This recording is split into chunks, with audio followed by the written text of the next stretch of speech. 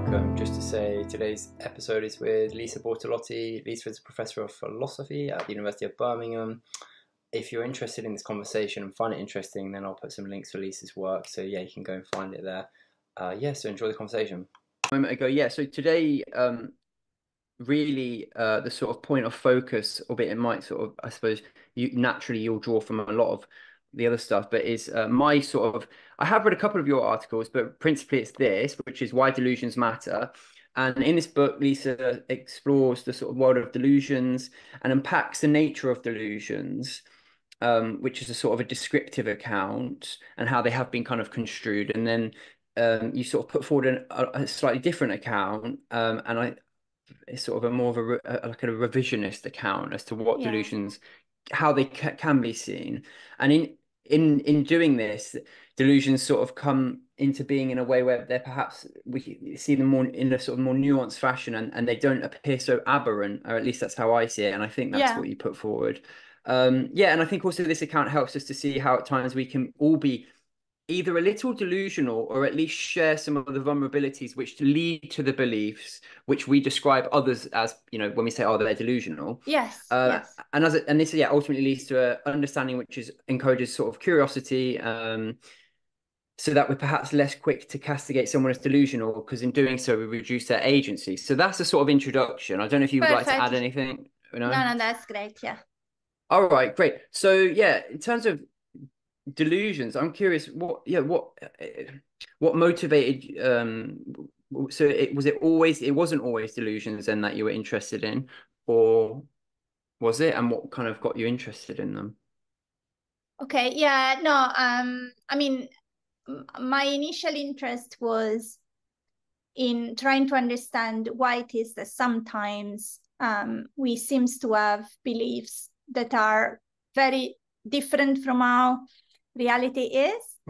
Also because, in philosophy, as you know, there are several views that suggest that, if you are diverging from reality a lot, then, your representation doesn't count as a belief anymore, because the belief needs to have this connection with reality by evidence, right?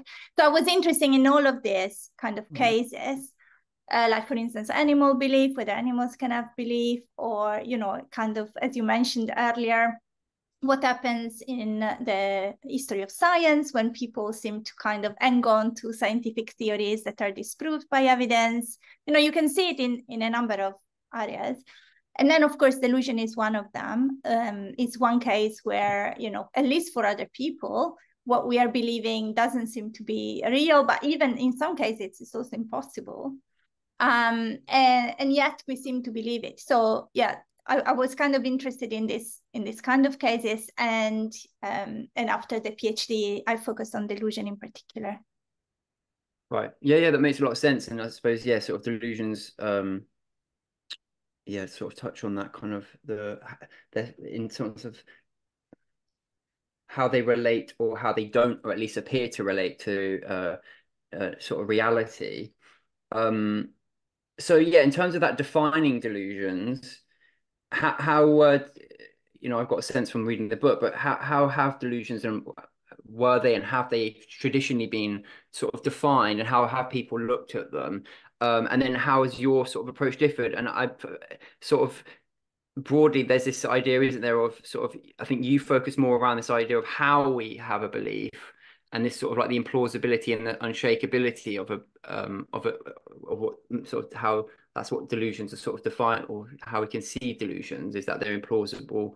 They're sort of not necessarily tethered, or the way in which they're tethered to the environment is sort of seems a bit implausible, and that they're not very sensitive to being updated in the light of new information, though that kind of contrasts to, is it the irrationality and bizarreness which others sort of focus on, or have I sort of misconstrued that? Yeah, so I think in general, if you're thinking about how delusions are defined in the literature, and here I want to put everything together because there aren't significant differences. So the philosophical literature, the psychological literature, but also the more clinical literature, how psychiatrists define delusions. So if you go and look at the definition, of course, there are some subtle differences between them, But there is a common core, right? And the common core is that delusions are described either as beliefs or mental states that look like belief, sound like belief, behave a little bit like belief. And then there is a kind of more, less neutral, more value-laden judgment that as beliefs or as mental states that approximate the status of beliefs, they're not very successful because they seem to satisfy some criteria of irrationality that we've got. So they are not supported very well by evidence, or other people do not share them, even if they share the rest of our culture and general belief framework. Or, the most important of all, I would say the one you find in almost all definitions, is this idea that they are resistant to counter evidence. So even when people come and talk to you and try to say, look, how can you believe that? Look at this experience, look at this evidence that we've got. The person seems to be very, very resistant to giving up the delusion. So those are the kind of classic features of the common definition of delusion across different disciplinary backgrounds. And I recognize that, they are important features. And in some sense, because I want the project to be descriptive, so to tell us something about what people think, not just to impose my idea of what they should think. If you think about the notion of delusion in the popular culture, we associate those features to delusions, right? Being a belief, more or less, something that people are convinced about, are happy to argue about, and being irrational in some sense. And of course, the reasons why that particular belief may be irrational can change, but there is this element of kind of negative judgment towards the content of the delusion. So what I'm saying is that we should recognize that this is how we use the term. And in some sense, you can describe delusions as beliefs that are irrational. And in part, the reason why people don't go beyond that definition is that they don't know very much about how beliefs that are delusional are formed, for instance. So they couldn't just give you, a causal history of how they come about, because, there are some theories, of course, out there. Some are more influential than others. Some are better supported by evidence than others, but there is no consensus. And because delusion is a term that we use to describe a number of different things, it may actually be that if we are looking at the causal history of the particular delusion, there isn't a causal history that is in common to all the things that we call delusion. So that's why people tend to focus on the observable features of delusions rather than kind of the mechanisms behind them. But one thing I noticed is that maybe, just by focusing on irrationality, or in some sense, in some definitions, they mention also this kind of negative aspect, in the sense that delusion might impair functioning or might cause a decrease in well-being. So kind of a more practical side of it. Maybe we ignore some other features of delusions that are equally important, and they do seem to be shared across a variety of different things that we call delusion. So I guess the idea is to say, look, yeah, there is this notion is valuable, and we can do stuff with it, but we shouldn't forget that there are other aspects of delusions that very, very rarely, almost never, make their way into their definitions. And one is this idea that delusions actually have meaning for the people who form the delusion or defend the delusion. They're not like, in the traditional literature on delusion, some people describe them sometimes as empty speech acts or inarticulate noises that have no particular meaning. It cannot be that, right? Clearly, delusions are not that. People know what they're saying. And the fact that people very often defend the content of their delusions with argument shows that they have meaning for them, that they have reasons to believe that things are in that way. They might not be their best reasons, but there are reasons. It's not just noise. So that's one aspect of it. The delusions are meaningful in some respect. And the other aspect is that, maybe the fact that they're so resistant to counter evidence is trying to tell us something, right? The fact that people don't abandon them so easily, even if they're sanctioned and excluded for having delusions very often, means that that delusion is playing a role, is having a function. This doesn't mean that the delusion is, a good thing overall, But I think it would be a mistake not to think about, you know, what it is that they could be doing, which is actually good, right? And it is possible that delusion is there to respond to a problem, to a crisis that the person is having, to fill a gap in their understanding of themselves or of the world, or just to help them cope with some adversities. And you know, in recent work in psychiatry, people have paid a lot more attention to that, to the environmental factors that might give rise to the clinical type of delusion. And now, for instance, things like persecutory delusions, you know, thinking that other people are hostile to you or try to harm you, very often is associated with very adverse experiences in childhood, such as bullying, such as sexual abuse. And so the delusion becomes a lot more understandable, because if you have, you know, since you were a child, experience that people are trying to harm you, even sometimes the people who are supposed to defend you, to protect you, then of course your general attitude to the world will be an attitude of suspicion and fear. And it's not, you know, it's not completely unjustified. You know, there are mechanisms there in place. So I think that is what I was trying to do mostly in the book, is to think that, you know, we are not trying to say that all of a sudden, you know, overnight delusion have become a good thing, because delusion do cause harm in some circumstances, even to the people who have them.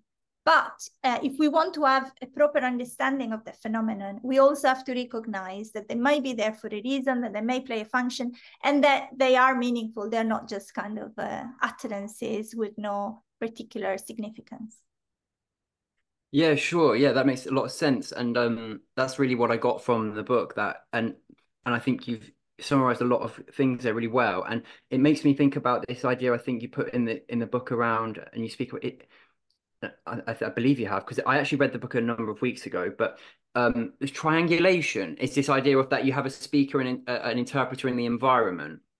And I think at times it's almost like what you're speaking about there is this kind of move away from where we have, you know, traditionally, I think, and perhaps typically, it's almost like a human feature for, as an interpreter, to just hear somebody speak and just go, oh, well, that doesn't map up to the environment as I see it. And so therefore you're delusional, and I'm sort of removing you from it. And actually, so as you're sort of talking about there is this sort of perhaps actually exploring the mechanisms and the wider context, which might be historical, which, you know, is trying to therefore, and that's why you speak about this idea of like curiosity, trying to remain curious so that whilst we can never really put ourselves in another's shoes completely, the more we can do that, the more we might be able to see how this has benefits to them.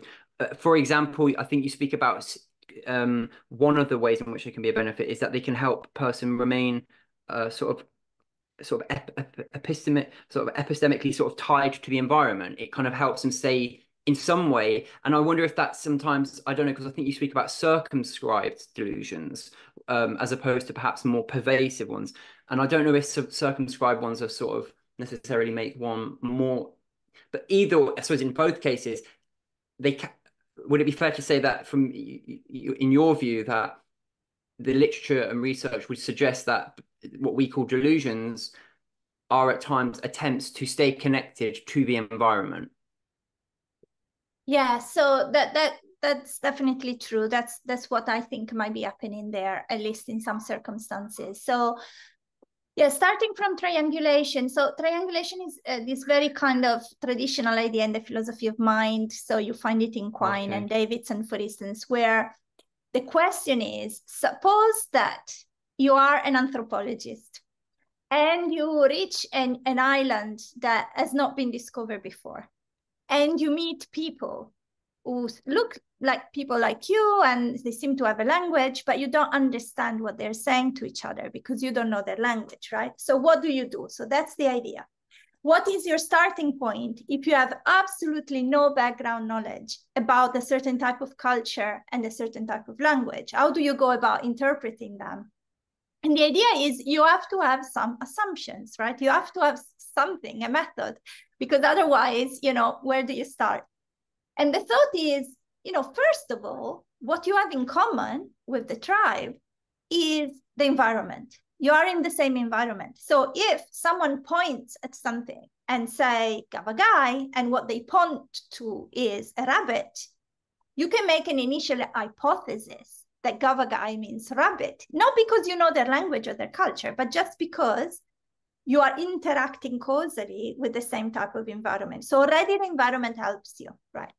But then the idea was you also have to assume that they are telling the truth, that they are genuine communicators, that they have beliefs that are roughly the same kind of beliefs that you have. And that's what you were saying, right? That very often when we interact with other people, in order to help us understand them, it's not, because we are evil or anything, but in order to help us understand them better, we kind of assume that they have roughly the same beliefs as ours. And then when we get to know them better, we do realize, okay, so in politics, they think something completely different from me. When it comes to religion, we don't have the same views and so on. So you start kind of making the kind of differentiations there. But when it comes to very basic perceptual beliefs, like, there is a picture on the wall, you'll find that there is much less disagreement. So you find more disagreement when you've got more ideological beliefs, and then less disagreement when you have more perceptual beliefs, because, after all, what we see is supposed to be roughly the same, right? So that's the thought. And the thought has been codified to mean that actually we have to assume that people are rational when we are interpreting them. Well, rational doesn't mean anything too complicated, but it means that they have the basic beliefs that we have, and they avoid certain things. For instance, they avoid inconsistencies, like very flagrant inconsistencies.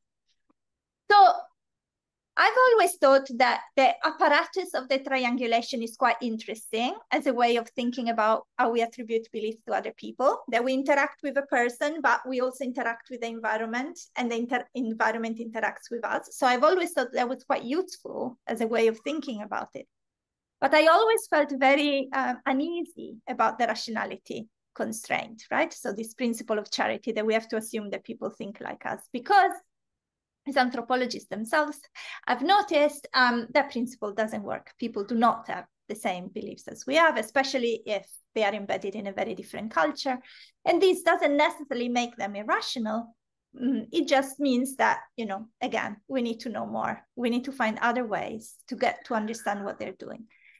And very often we can think of talking to someone who has a delusion, or if we have a delusion, talking to someone who doesn't have a delusion, as a particular case of radical interpretation. It's almost as if, we are approaching this island and, we are meeting people who speak a different language, because sometimes the differences are so great, right? We said before, sometimes people may believe things that for us are impossible, not just false, just impossible, right? So in that case, what do we do in order to try and understand them? And you got it absolutely right. So in the book, I suggest that maybe what we need to do is listen, and listen properly, without interrupting, without shaking our heads, without rolling our eyes. And, when there are things that we don't understand, ask questions, not necessarily immediately confronting the person. Well, this is impossible. How can you believe that? It may be at some point in the interaction, you'll have to say, you'll have to get there, but give them a chance to explain why they see the world in that particular way, what made them, get to that point. And I think this is really useful as an approach, not only in situations, for instance, in clinical interactions, we've got a healthcare practitioner talking to people, for instance, their first episode of psychosis, or people who are, seriously depressed and go to emergency services, and they may see reality in ways that are very different, even if they don't have delusions in a clinical sense. But it may be useful even when we're talking to people who have ideological beliefs very different from ours, right? So many people have discussed this issue of polarization, that, when, it's a time of election, so it's a very topical, but, sometimes people diverge a lot on what they believe the best thing is for their country or for themselves and for their health. We saw during the pandemic, so many kind of conspiracy theories that emerged about the virus or about the vaccines and so on. And one reaction is to say, oh, these people are delusional if they don't believe the same things that we believe. where delusional means they're out of their mind, is not really useful or productive to talk to them about this topic because we will never agree, you know. But actually, you know, maybe we should just think they're delusional in the sense that they seem to believe things that are very different from ours. And it may be interesting to try and understand why, you know, where this difference comes from. And very often when we practice this in conversation, so it's not that we can avoid judging them in some sense if we do not agree with them. It's not that we have to agree with everything that people say, but just kind of try and explore first and understand first. Very often we find that there are actually a lot of common ground between people who also end up believing very different things. Because a lot of what might motivate a certain way of thinking is fear, fear of losing people you love, or fear that you have lost a sense of control. Think about the pandemic, I think, is a very good case. All of a sudden, you know, everything we knew was different.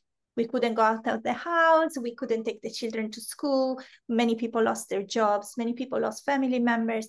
It was very scary because it was something that people had not predicted, at least not in that way. And the people didn't know how to stop, at least not immediately. And I think that's an interesting case. You know, people say, oh, why is it that there were so many conspiracy theories at that time? Well, it's not that dissimilar from the case of clinical delusions, when all of a sudden, you know, that's how people describe it, your experience changes, the quality of all of your experience changes. And you find that certain things seem significant to you, but you cannot understand why. And you are, you know, this level of kind of puzzlement and perplexity and uncertainty that even Jaspers describes, no? And the delusion comes as a reaction to that. There is something I don't understand. There is something I'm scared about. I need an explanation. Even if we don't kind of consciously or deliberately tell ourselves, I need an explanation. That's what happens, that we do need an explanation. I think, you know, psychologists and Jasper himself tells us uncertainty is the worst thing. When you know something bad is going to happen, okay, it's bad, but you can prepare. But uncertainty is terrible, right? Because there's nothing you can do about it. Yes. So the delusion comes out as a possible explanation of this change in, you know, in reality, if we're thinking about kind of conspiracy theories or strange ideas in the kind of non-clinical sense. But sometimes in the clinical sphere, it's your experiences of the world that changes dramatically. And I think Matthew Broom, when he talks about paranoia, he says something really beautiful, like all of a sudden, the world stops being a safe place because it becomes unpredictable. You don't know what's happening and why. Right? So the delusion is, it could be, in these cases, a way of saying, okay, let's try and make sense of this. Let's try to tidy up this messy reality a little bit so I can cope with it, so I can still interact with it. And that's what you were saying, right? So this idea that sometimes the delusion is an attempt to preserve a link with reality when things are changing really fast and we might not understand why. And, you know, there are lots of other, you know, there are different types of delusions, so there are lots of other ways in which we can see what the delusion is doing. But in some circumstances, and I think Ryan McKay talks about motivated delusions, where if you didn't have the delusion, the world would be so bad, you know, your negative emotions would be so overwhelming that you wouldn't be able to cope. So that would lead you to thinking about, you know, kind of stop engaging, even kind of terminating your life and so on. And so, yes, some really interesting cases of people who acquire a terrible disability all of a sudden. And, you know, they need to make sense of a new world because the world is different now for them. And they need something to hang on to. And very often the delusion comes in to provide that. And very often it's a temporary phenomenon in those cases, you know, until the person has that time to adjust to something new and different that, you know, may have positive but also negative implications for their lives that are long-term. And so I think that's quite interesting that, at least in the cases of these delusions, they present to us a world that is a little bit better, is a little bit more tidy, that is a little bit less bleak than the world that we actually live in. And by providing that, if you want to call it illusion, they enable us to adjust, to have the time to kind of, okay, this is how things are going to be. And you know, you were saying at the beginning, there is a sense in which we're all a little bit delusional. Well, yes, I think there is, because we all have these little illusions that help us overcome difficult moments. They might not get to the stage where they are a recognizable delusion that other people point out and exclude us for. But we all have these little mechanisms that we use, you know, to make life more bearable. And psychologists talk about positive illusions or optimism bias, you know, when we think that we are a little bit better than average at something, or when we forget the kind of negative feedback that we receive, and we focus on the positive feedback. I mean, I'm not saying those are delusions, you know, the delusions like as we've been talking about so far, but it's not so difficult to see that there is this attempt to make reality a little bit more manageable, so that we can act on it, we can intervene in it, we can still have a sense of ourselves as agents. Yeah, I mean, there's just so much there to come back with. I mean, it's yeah, I mean, I think that's what's such a wonderful, that's why I really like the kind of heuristic of triangulation, at least in this context, because like you sort of speak to there, it sort of shows in a way how, and it kind of, whilst you didn't explicitly speak about predictive processing and coding, I think you did sort of touch on it with these ideas of noise and stuff. Because, for example, you know, you mentioned the COVID and how, you know, I suppose when that happened, people's environments became way more noisy, way more uncertain.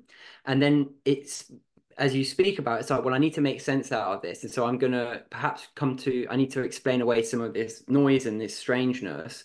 And so perhaps I end up with these beliefs, which to other people do seem delusional. And you said about how that's, you know, you did touch on how that's sort of similar to in clinical cases where perhaps, you know, say in psychosis, where it's sort of the prodromal sort of stages. And as people sort of enter into it, there is this sort of, these reports, people speak about sort of sensory disturbances and how, yeah, their environment becomes sort of strange. And in a similar way, they need to explain away that those prediction errors, that noise, which, and so, but as I was saying, so yeah, sorry about that. But so basically, it comes back to this idea that, you know, there's a sense that it's only ever a delusion to the interpreter, because ultimately it's always, to the person it makes sense, it's meaningful, and therefore there's this sort of need in order to, you know, to be curious is really the only sort of, I suppose, solution we have. Otherwise we just leave these people, I don't know, we sort of just say, well, you're delusional, and there's no how can we ever engage with that person or help that person? How do we ever get on the same page? Yeah, okay, so this is a really difficult question. It's a kind of $1 million question. So I think to some extent, recognizing that the delusion can be meaningful for the other person and trying to understand how it came about is a very important first step, as opposed to what we are used to, which is the first step being, you know, you don't make any sense, and I'm not going to interact with you on this particular topic, or I'm not going to engage with you.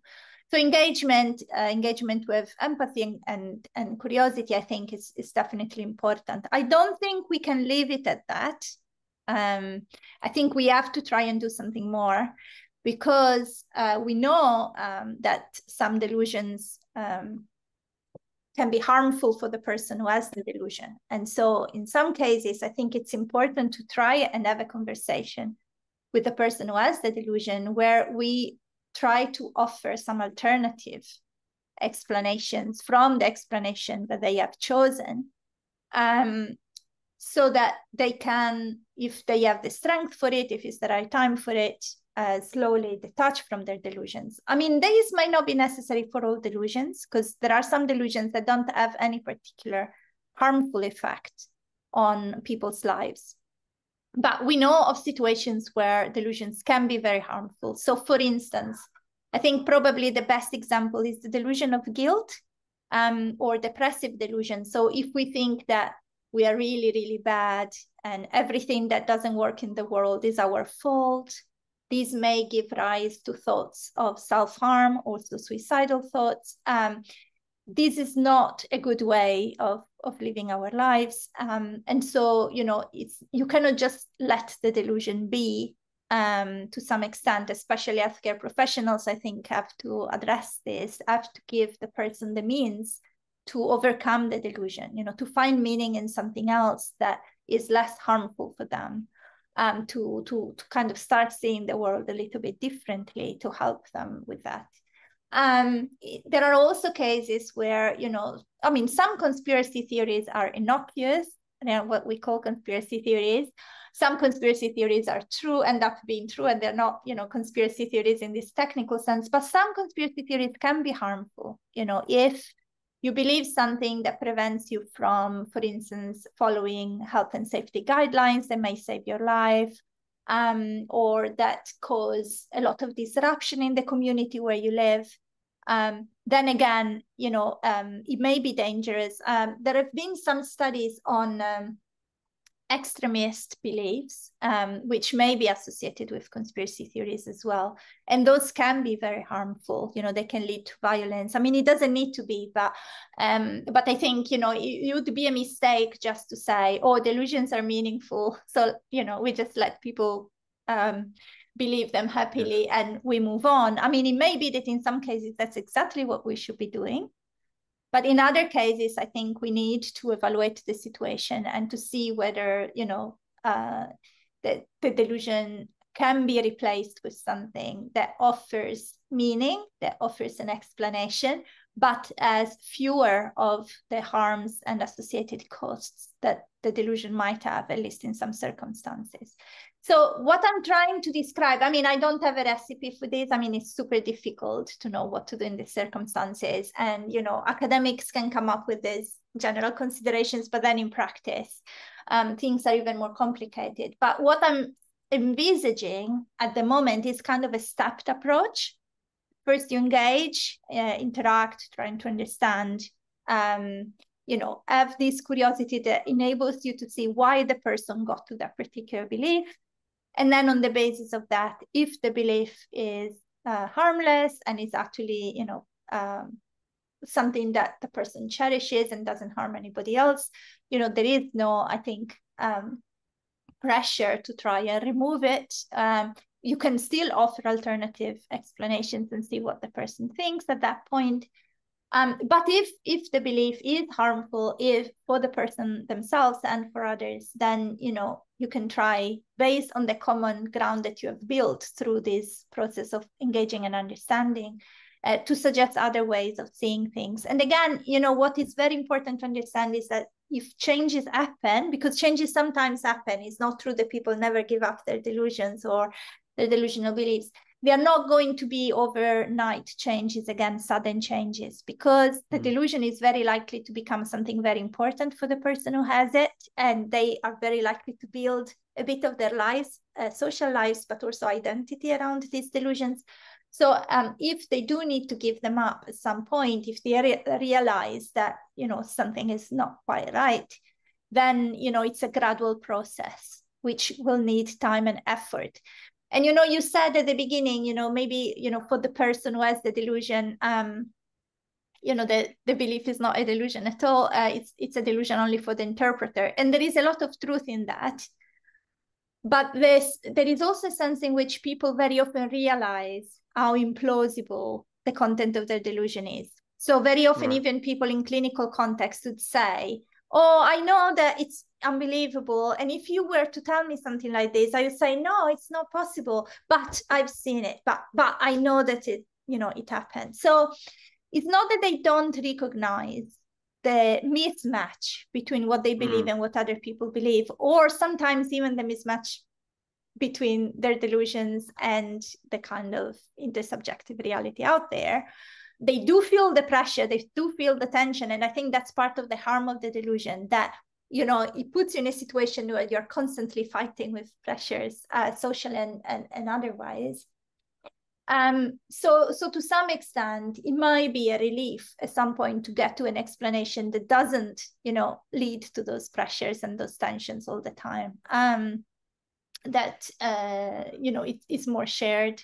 That doesn't mean, of course, that we should stigmatize or exclude people who have different beliefs. I think that's something that we can definitely work on. So that's not the very difficult part. It's easy not to stigmatize people.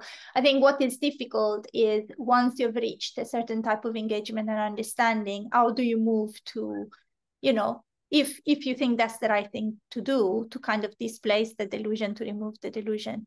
There are some people working with psychosis, especially in young people. And they have noticed something very, very interesting, that when the person is finally ready to realize that the delusion is only one explanation and might not be the right one, so they kind of build gradually a bit of critical distance between themselves and the delusion, very often they become very severely depressed because, maybe for years they've built their lives around this belief and they've invested so much in it. And finally they understand, oh, okay, maybe I was delusional. Maybe the way I was seeing reality is not the right way. And there is nothing else there for them. So there is no alternative explanation that can latch on. There is no other meaning that is, and that may lead to very, very severe depression and suicide as well. So what the psychiatrists have suggested is that actually we should support people through this transition with psychological therapy. So they suggest certain types of narrative therapy that they can really help make the person realize that there is another story they can tell about themselves and their lives, that, there is something else that can provide that meaning. There is something else that can be a response to that crisis. But just taking the delusion away, without replacing it with anything, is not necessarily the best thing. And I think that's a really interesting clinical kind of effect of, this kind of more philosophical things we were talking about. Yeah, and I think again that speaks to this idea and this fact that where you talk about this idea when the delusion is taken away and it leads to this sort of depression. Again, it speaks to this fact that, well, because the delusions, what we call the delusions, they have a meaning, they have a function. They, often I think, as you say, people perhaps who, at least in clinical situations, do, the research shows, that on average people are typically have experienced more, abuse, traumas, adverse life experiences. And yeah, that can lead to sort of a world which is threatening. And I think this is again comes back to this. I really like the predictive processing and kind of coding framework generally. And it was so then when I was reading your book and seeing how you sort of drew on it, I really enjoyed that, because I think again it helps us perhaps it makes sense of, well, perhaps people have these sort of in predictive processing they talk about like priors, which are essentially like beliefs, right? But perhaps we have different levels of sort of there's like a hierarchy of it, and perhaps on a sort of quite deep level people have a prior of this prediction of like the world is not safe, I'm going to be attacked. Well, then it's like, well, okay, fine, I feel that, but I don't necessarily have any immediate sort of sensory data to suggest that, so I'm going to sort of, or perhaps I have sort of due to the kind of precision I place on certain things, it leads me to think, well, I don't know, the CIA are out to get me or something. But because that helps explain away this sort of feeling of I'm under threat, so that's interesting. And it also makes me think about, because of sort of my interest in clinical literature and stuff as well, this of epistemic trust, and that can often be a thing for people with these sort of difficulties. This idea that it's difficult for me. I'm saying hypothetically, it's difficult for some people to it comes back to this triangulation thing of like to exchange, to take on board the views of another person. It doesn't I can't do that. And I suppose maybe again, it's sort of often people perhaps who've had difficult attachment, sort of, their sort of attachment relationships early in life were difficult. And so to trust another is difficult. So yeah, it's and the other thing I think is sorry, yeah, but do you have any thoughts on? Would you like to say anything about the kind of predictive processing, and or perhaps would you? It might make sense to, because I know you speak about it as well in the book, the sort of psychodynamic approaches to this idea of kind of cost benefits of yeah no, that's delusions. good. That's really interesting. So in the book I don't actually commit to any specific kind of scientific account of how delusions emerge, but I do consider Sure. some of the most common frameworks. And as you know, the predictive processing account is one of the most influential right now to explain almost everything, and including delusions. And there is really interesting work that is being done to develop it in more detail. There are some other accounts that are more kind of cognitive psychological, so based on, you know, the relationship between experience and belief.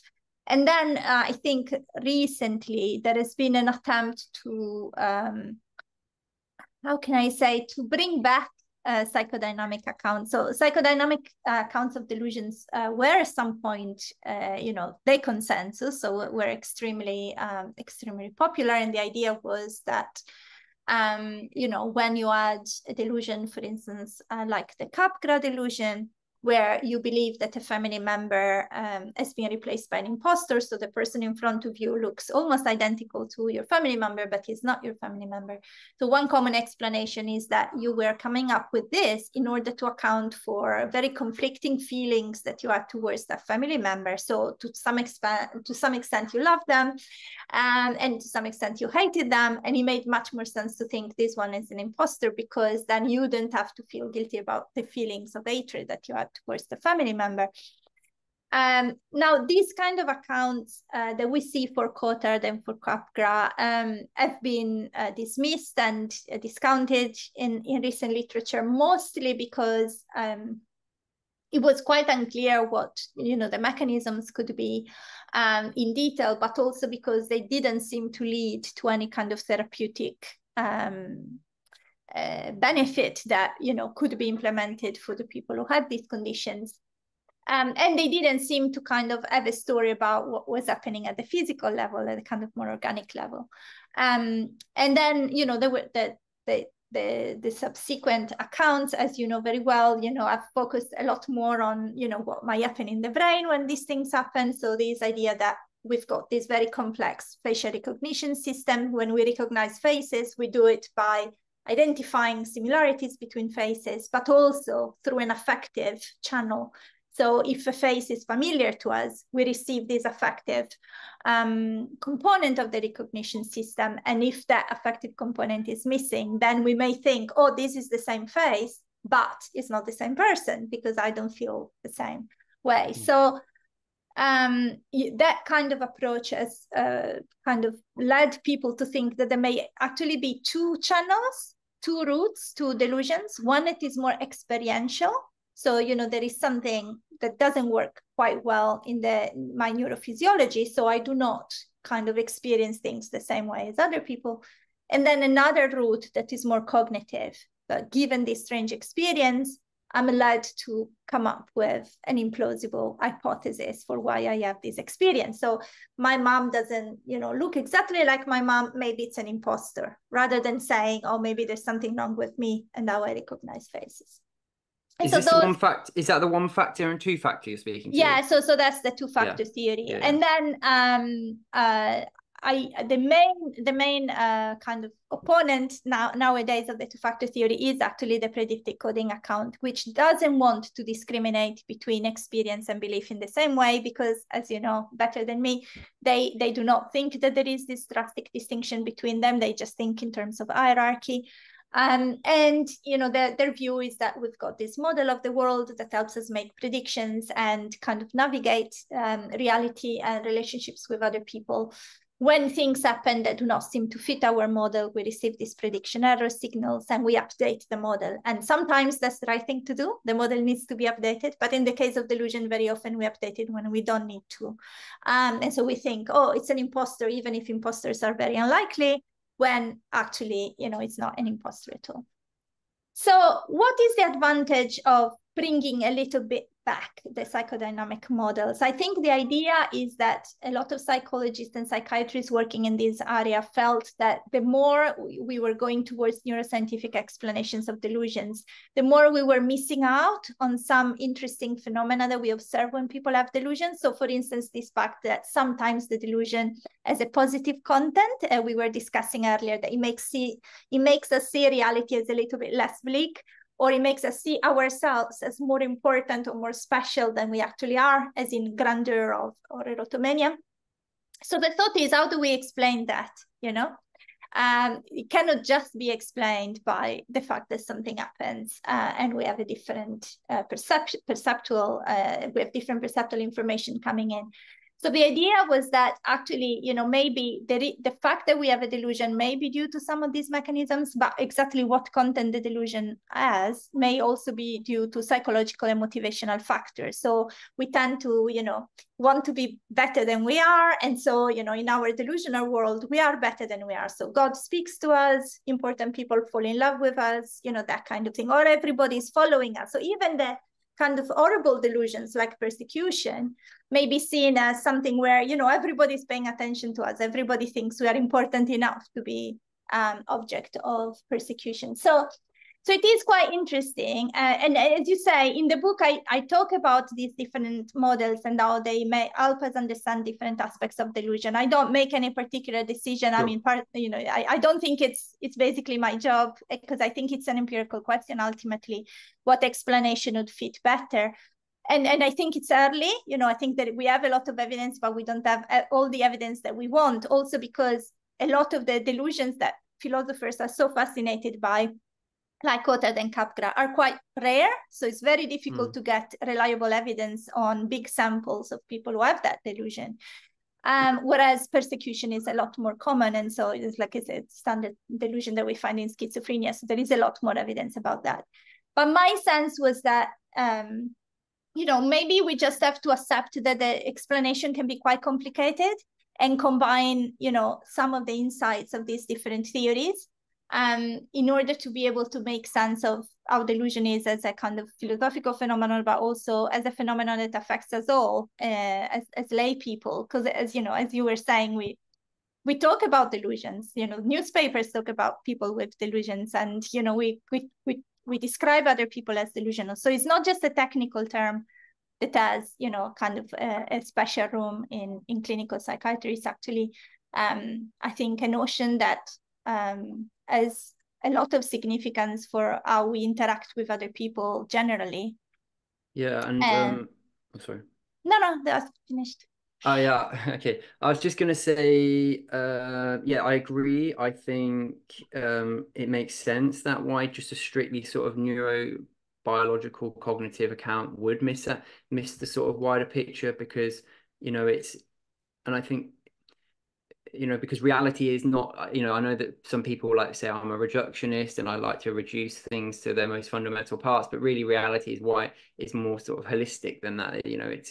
And that's why I think it does make sense to sort of draw on different, you know, sort of approaching reality from these different points of view, and like getting a sort of more broader understanding.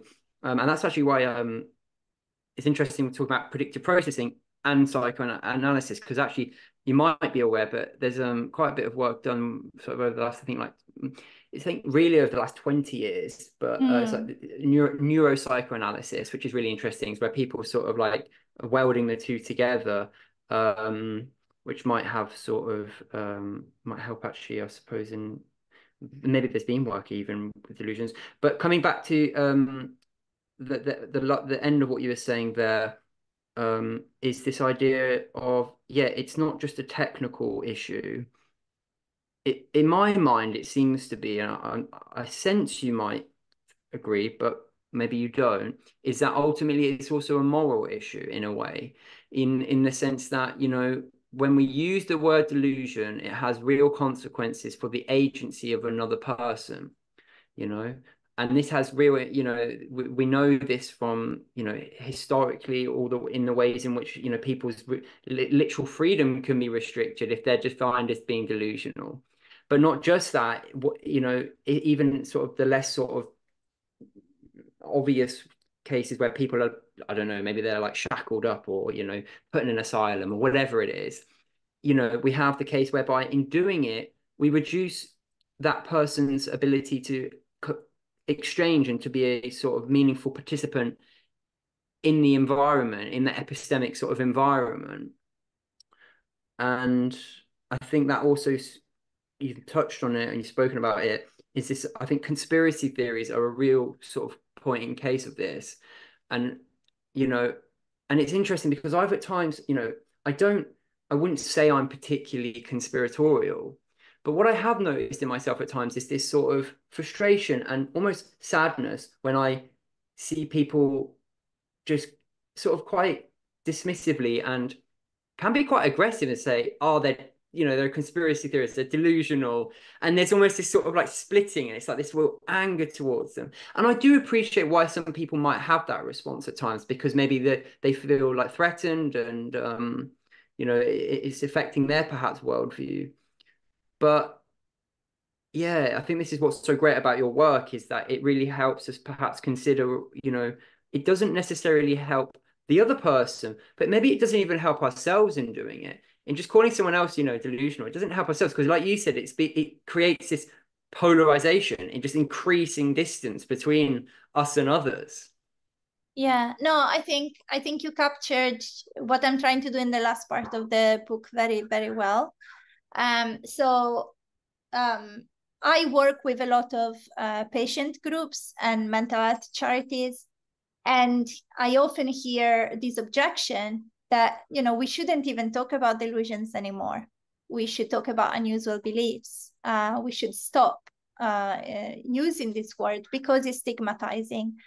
And as you were saying, there is a lot of empirical evidence, even recent ones, suggesting that it is very stigmatizing. So if you present people with the description of a certain character, and the description is identical, but in one of the descriptions you talk about them having a delusion or being delusional, and then you ask people questions about, you know, what that character will do, or, you know, how they assess that character, you know, when the word delusion is involved, the assessment is a lot more negative, and there is no other difference in that description. So there is, you know, I think undeniably this stigma associated with being delusional. And very often it's not just a stigma about irrationality, it's a stigma about erratic behavior, aggressive behavior, or violent behavior. And we know that it couldn't be farther from the truth. We know that people with a diagnosis, for instance, of schizophrenia are much more likely to be victims of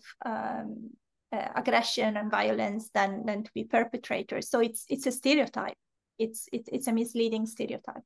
So there is a lot of pressure in getting, you know, to get rid of this word. And I'm kind of resisting, not because I don't see the arguments, but because I think, you know, there is another way of doing it, maybe.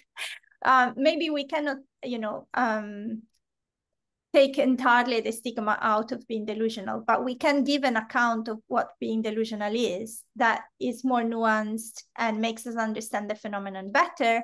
And if we do that, and then we do realize that there is no polarization, so there is not us and the people who are delusional, because we are all a little bit delusional about different things, you know. And you know, when it comes to certain issues, you know, I wouldn't give up my beliefs because of seemingly conflicting evidence. Does that make me delusional? Maybe in that particular context it does, but I think it's just a phenomenon that it's important to try and understand, rather than, you know, just say let's get rid of the word, because very often you get rid of the word but you don't necessarily get rid of the stigma. The stigma comes back with a different word, right? So there is also that consideration.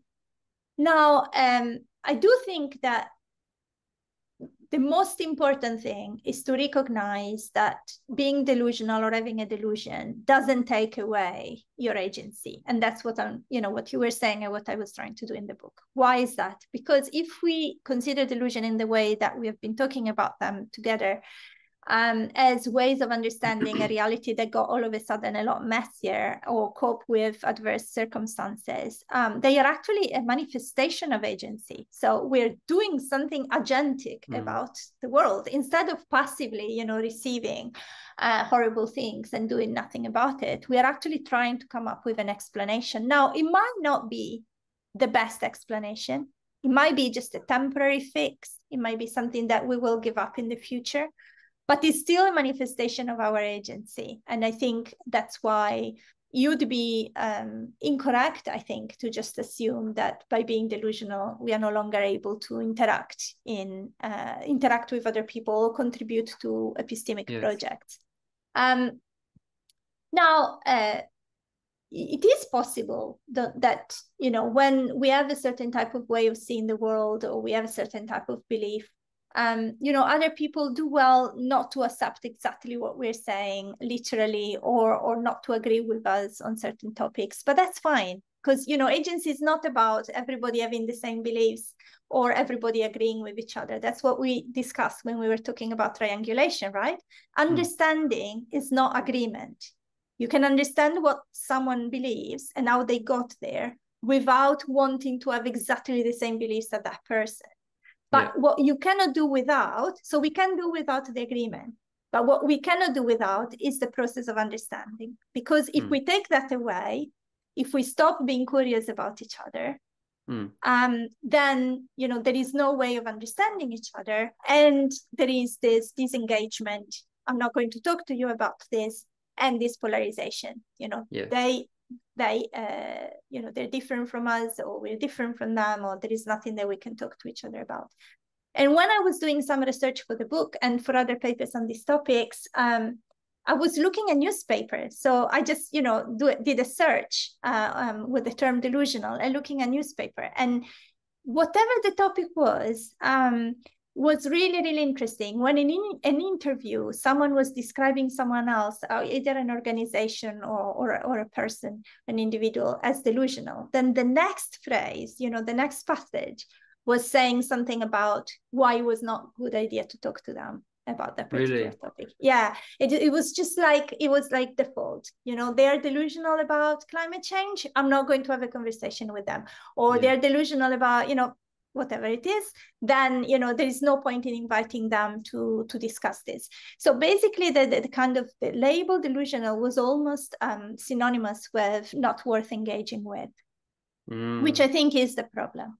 It may be that some views are so toxic or harmful that we don't want to engage with them because there may be cases of racism, for instance, or other forms of discrimination where it becomes really difficult to give people a platform to talk about these things.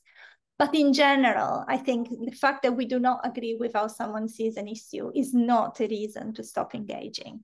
And I'm saying it with full understanding that engaging in those circumstances is effortful, is difficult, is costly on a psychological level and a lot of other levels. So I'm not saying it with a light heart. I'm not saying, that's what we should all be doing and it will be easy and fun. No, it won't be easy.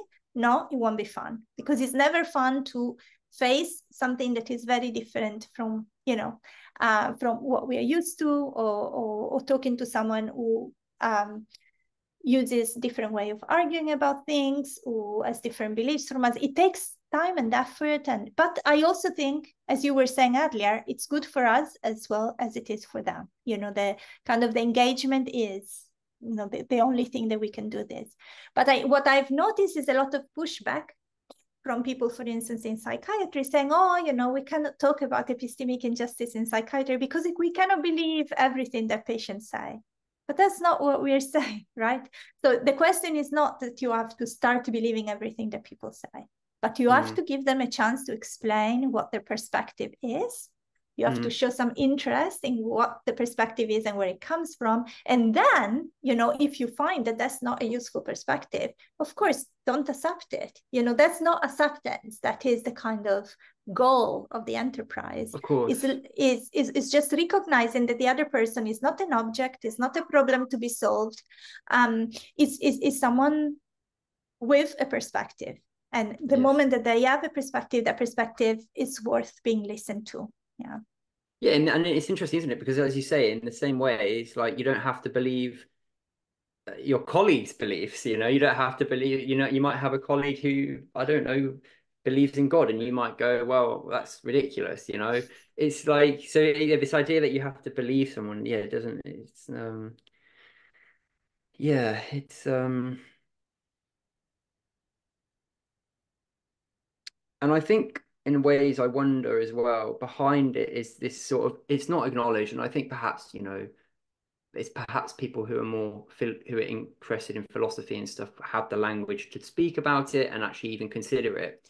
But in my mind, it very much kind of, it's this and it might be crude, and the reason I put it forward is because it helps me make sense. I was at one point quite interested in Wittgenstein and his shift in the development of his worldview. And he basically, from my understanding, he moved from this sort of like logical kind of like positive, I can't even use the word positivist account to a sort of more pragmatic account. And he was very much concerned with language. And so he was this idea that, you know, reality, you know, it's like language sort of has, it's a pictorial sort of relationship with reality where it had to sort of map onto things like in a one-to-one fashion, you know, like we spoke about this idea of triangulation earlier with the island you spoke about. It's like, rock. Right. But actually, as beings, we're far more complex than that. And we embed ourselves in environments which on the surface are similar, but have these deeper contexts. And this led to him to realize that actually it's more like there are like these language games and there are different rules in different situations. And actually, you know, it's, I think sometimes what we all of this is to say, like, at times, really, what, like, how I like to make sense out of it is like, at times when we speaking to someone, you know, it's just they're in a different game, and it's trying to sort of see what rules they're using really, and to try and really, you know, it's just getting behind the sort of more surface level things, because we're not that, you know, we're not just yeah, and I mean, as we spoke about so far, you know, it's when someone says something, it's not just, you know, it's so easy to go to sort of just see, and naturally we'll do that because we have to kind of compress things because we can't just consider everything all at once because it's too costly. But whenever really we say anything, behind that is a whole history of things, and there's a whole network of beliefs.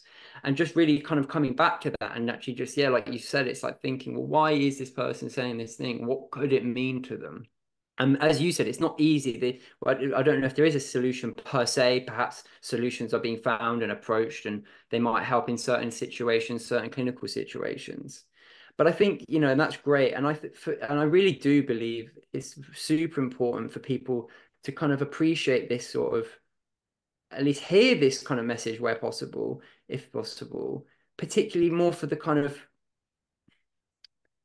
I say political issues. Maybe yeah, because I don't like to go into political things, but at least insofar as political, insofar as the fact that because politics can lead to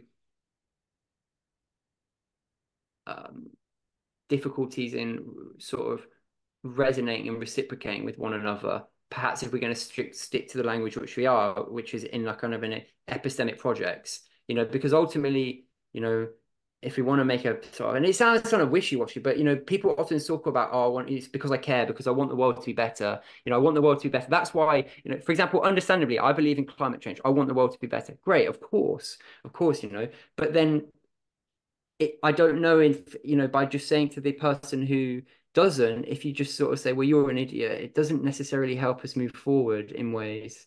But yeah, sorry for my sort of monologue and being polemic, but no, yeah, it's good.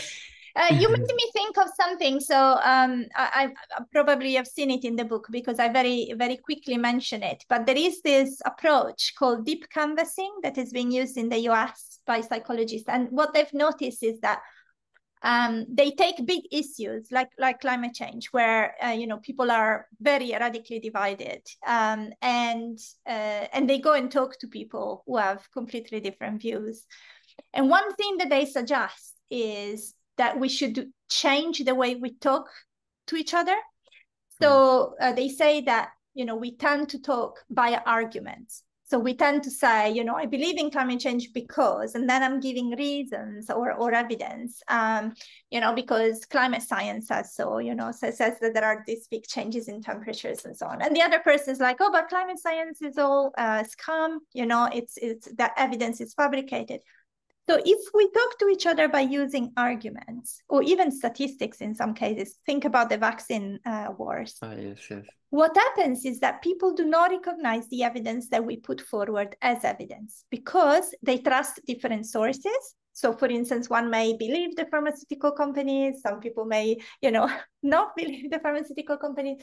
Some people might trust the scientific community, other people might not trust it, and so on. Or trust the government, not trust the government. And sometimes for a very good reason, trust is lost, right? Because as people have observed, you know, the kind of marginalized communities have always been put aside by political elite and so on. They have no good reason to trust authorities sometimes. So what they're suggesting with the deep canvassing is the argument, you know, I tell you my argument, you tell me your argument, is unproductive because we will not agree on what counts as good evidence or as a good source. And because we're just kind of confronting each other. We are not finding a common ground. So what they're suggesting is that we swap stories instead. So instead of talking about arguments, form our view, you know, it's like, how did you come to be interested in climate change, being a thing or not being a thing, you know, just getting to the kind of the more personal side of things. And as you were saying earlier, you know, people do come up with really interesting stories. So there is a story behind it. There is a network of beliefs and experiences and, you know, other people they know that told them something and they have a reason to trust those people and so on. Or bad experiences with doctors in the past explain a lot of mistrust in kind of scientific community or medical authorities and so on. And the idea is that by focusing on the stories, it's much easier to find a common ground. Because, you know, if there was frustration for missed appointments, okay, I've had that too. You know, it happened to me too, but I explained it differently. You know, that like you start from something that is easy to share, even if the ideology is very different. And what they found, I mean, I'm not commenting on this, you know, it's their results, but what they found, it was much easier to get people to think in different ways when you were adopting this different style of conversation, much less confrontational, much more or less swap stories kind of thing, much more trying to build a common ground. And then only on the basis of that common ground, then try and explore different explanations or different ways of thinking about things. So that is something that I find quite interested in as a philosopher, because, you know, philosophers should be all about arguments, right? It's like if you take arguments away from us, there is not much left. So we should feel, you know, super attached to the idea that no, you know, the conversations need to be exchanges of reasons. But at the same time, I'm also really drawn to this idea that when we're talking about these kind of things, we're not just talking about small things that we believe, that we happen to believe because of certain bits of evidence. We're talking about bits of our identity. So we get to these things and we make them important for the type of people we are, for our alliances, for our social life. And so in this kind of context, I think is so much more than just, you know, swapping arguments for or against a certain view. It's more like trying to explore a completely different world where people trust different sources and orientate themselves epistemically quite differently. So I find that quite useful, you know, as an idea that to try and approach people differently. Yeah, definitely. And that's really interesting. And I think to me, it seems to make sense in the sense that, and I think you spoke about it earlier, is it's like often, I don't know, I'm not sure if you didn't necessarily speak about this explicitly, but how I sort of make sense out of it is that perhaps, you know, at times, quite often, I don't want to say, I'm not saying fear is behind all of our beliefs. That's not what I'm saying. But in some sense, fear can lie at the root of a lot of our beliefs. And this sort of speaks to the psychodynamic approaches and also predictive coding, because in a sense, predictive coding is this idea that, you know, we're trying to constantly maximize our evidence for ourselves and our existence to stave off this sort of, because ultimately we're going to dissolve, you know, we can dissolve into the universe, and we're trying to sort of limit that. And our beliefs are a way of us doing that at different levels. And actually, that fundamentally perhaps is what we share. We share that, I'm scared. I'm fearful that, like you said, people have sometimes been hurt by that because they're from a certain environment or milieu or sort of demographic, which have been sort of hurt by perhaps authorities and stuff, or people that or maybe it's even parents, and so therefore they struggle. They extrapolate that to struggle to trust authorities per se, generally. And then other people, though, who come at from a different point of view, and they're saying, well, no, I do believe in climate change is important. But similarly for them, why have they come to that? Because there's a sense of they're trying to protect themselves, and, and actually, ultimately, that's all we're trying to do. It's just we come to different inferences.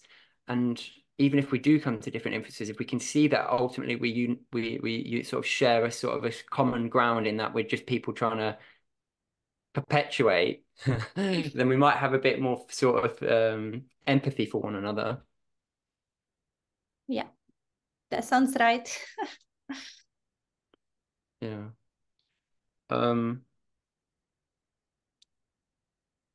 Yeah. So yeah, I mean, I think we've covered most of it, if not all of it. Yeah, we've been efficient. Yeah, thanks so much, Lisa. I've really enjoyed talking. It's been a really great conversation, and yeah, to anyone who's listening and would like to sort of further explore this, I do recommend reading this book, which I can link, which is Why Delusions Matter. Yeah, and I suppose they can also have a look on. I'll link it, and I'll find it. But what was it called again? The blog?